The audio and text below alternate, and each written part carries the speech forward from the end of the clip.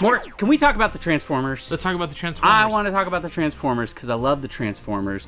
And I'm wondering... You did love the Transformers, or you still love the Transformers? I eternally love the Transformers and am perpetually disappointed. Did you play the High Moon Activision games? The Fall of Cybertron, Those are War great for games. Cybertron? Yeah. Super fun. Really fun. And more in a modern era where you wouldn't have thought that they would be very good, especially with like all the movie games. Yeah. Those games were good. Also, those games are unavailable. You cannot buy them. Oh. They were delisted quite a while ago because of sad. Activision.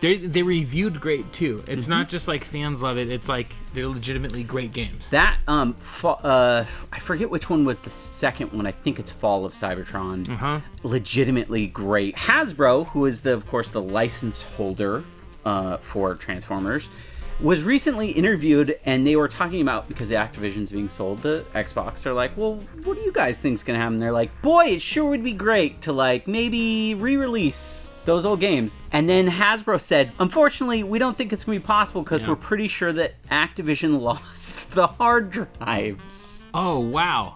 That contained the game code. Hasbro then put out a statement corrected by Activision, said, we made a mistake and that's not true. They know where the hard drive. All right. So the story was originally going to be like, hey, it sounds like we probably won't be able to see those games back because they don't know where they are. And now it seems to be, no, they do know where they are. Do you think they know to back up everything in 3 places, I would think, by this point? Even in the Xbox 360's life, that was a rule. You would think. Yeah. So maybe we could see a Cybertron re-release of maybe both those games on a modern platform. Well, you know, the whole reason the story exists is to see how many people react to it, and if 100%. And if people react to it, then they're like, all right, let's go with the next Cybertron. And if you're game.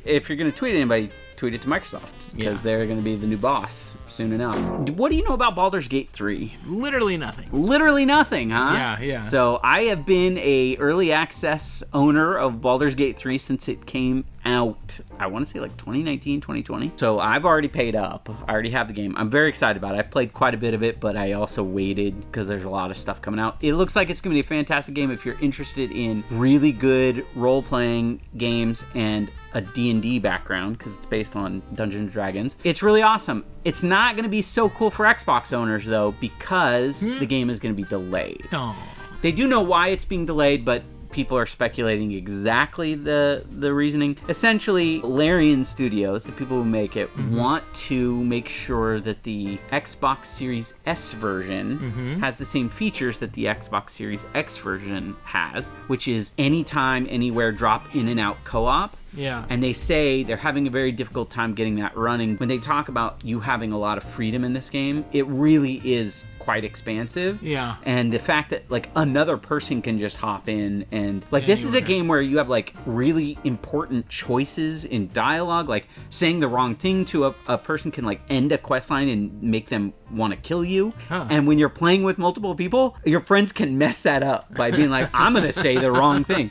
It's very funny. It's very cool. But Larian can't just say, well, Xbox Series X will have co-op and we won't do it on Series S because Microsoft has a policy that you can't make the versions of the game different from a feature standpoint. They can be different from like a graphical standpoint. Why the heck did they make this other console is my question, because at this point it's literally stifling innovation. So that is now the hot topic. That is the debate that everyone's having. Proponents are going to tell you that like they've sold more Series S's than they have X's. That's why they did it. Oh, great. Because having the low cost, but people are people are saying on your side are saying this is going to be the story over and over and over going forward. Which number is it? Is it PS5 is outselling Xbox 2-1 or 3-1? 2-1. It would be 3-1 without the Xbox Series S. Oh, so wow. That's yes. Well, so that is a complicated position to be in. It is. Let's do some positive Xbox news. They are now selling replacement parts for your Xbox controller, specifically the Elite Series 2 and Series 1.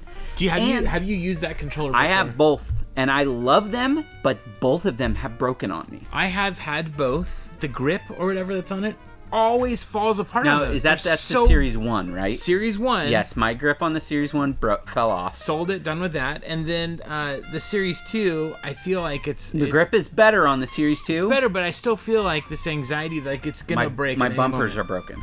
Both of them got to a mode now where you can't push. You push, they're eternally down. Yeah. Like they're pushing down always. There's no more, and I opened it up and looked at it. You open it up, and it's like, oh, this is fine. Put the thing back on. It's like, no, it doesn't work anymore. Oh, my God. Now, the good news is, and I'm going to probably explore this, because I do like that controller. I've had nothing but quality problems with them, but when they worked, they're great. They sell all the buttons for like $20, and this is really key, full repair guides for free on how to completely take it apart and do all the work. Do you think that's like Microsoft's admission of... Sorry, we didn't make a great controller, guys? This is something I think we would have had a guest today that I would have really wanted to ask them specifically, like operating a store and stuff. But the right to repair is something that's gaining a lot of traction right now. I think that's why they put it out. Is Microsoft's actually getting ahead of something that's probably going to start being pushed hard from either government agencies or consumer groups. Oh, interesting. That, hey, you need to make it possible for people to fix things on your very expensive electronic stuff that is relatively easy to fix. Like, sell us parts. If you talk to anyone who's been operating any type of repair stuff, they can tell you it's really difficult sometimes to even just get like official parts from places. Yeah, for sure. Well, I'm very happy Microsoft's doing this. I also spent all the money on that really fancy PlayStation controller. Yeah. They, right out the gate, were like, one of the things we're doing with this is we'll sell you a new, like, you can take the entire thumbstick, like, module out and $20 buy a new one if you're getting drift. You can just replace the whole thing. Wow. Without having to even think about it. I haven't done that yet because it still works. Yeah. And that controller seems like it's of a higher build quality. I'm happy that it seems like for both there are ways now that we can fix these controllers that I spent too much money on. So online is back for Mario Kart 8 and Splatoon for the Wii U, which, if you didn't know, was turned off in March because they said, hey, we're turning this off because there is an exploit. And then they said it'll be a week or so. Yeah. And it's been till now. Like a couple weeks. It's been a while. Apparently, there was a known exploit, and several other online games had patches that came out and fixed it. But for whatever reason, Mario Kart 8 and Splatoon, probably, I would say, two of the three probably most played Wii U online games right now, right? If you're playing a Wii U game online, it's going to be one of those or Smash Brothers. Yeah. Well, they're back. I called it. You could, at every single podcast, say, did you know that Microsoft, Sony, or Nintendo, for sure Sony and Nintendo, Microsoft is to be determined, I guess. Correct.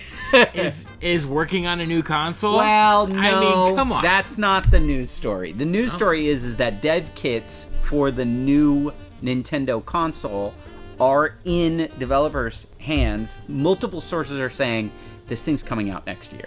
That's what I said. I said 2024 was when they would put a new console out. What do you do if you're Nintendo? It's like with the Wii. They're like, okay, we had this bazillion selling console, and then we're going to do Wii U, which is like Wii 2, or whatever, right? It should have been Wii HD. But anyway, it bombs. Switch is the same thing as the Wii. It's selling like gangbusters. Yeah. It's for families love it. Yeah. What do you do for your next console? Do you do Switch 2? I mean, PlayStation has the easiest thing. You make Switch Pro. If you do Switch Pro, it sounds like it's non-essential. No, but that's just it. It's not. That's just it. It's not. If I'm soccer mom, Julie, then keep selling your Switch. Why wouldn't you? But make the Switch Pro and make it, well, hey, look, the new Mario, the Mario Iliad comes out. No, what's the Mario? What's the one where he's an elephant now? Well, that's Mario Wonder, but I was making a Mario Odyssey joke for the smarties out there. I got the joke. I'm very smart. I didn't know if you were I was going to say, did you not know that there's a it's new Mario Wonder, but that's a 2D. I'm talking about, what's the next Which I saw the 3D. gameplay for that, and I was like, okay. I don't know if I'm interested in another 2D Mario, but I like that they changed the art style finally. Yeah. I think if they can make a Switch that runs better, all your old Switch stuff better, and then plays stuff that only can be played on it, they're done. That's the only thing everyone wants. I think PlayStation has it right. Like use code names for like it's like the Orbis and the dermatologist is coming. But then when the console's out, it's like the 2, the 3, the 4. Guess what? There'll be a PlayStation 6.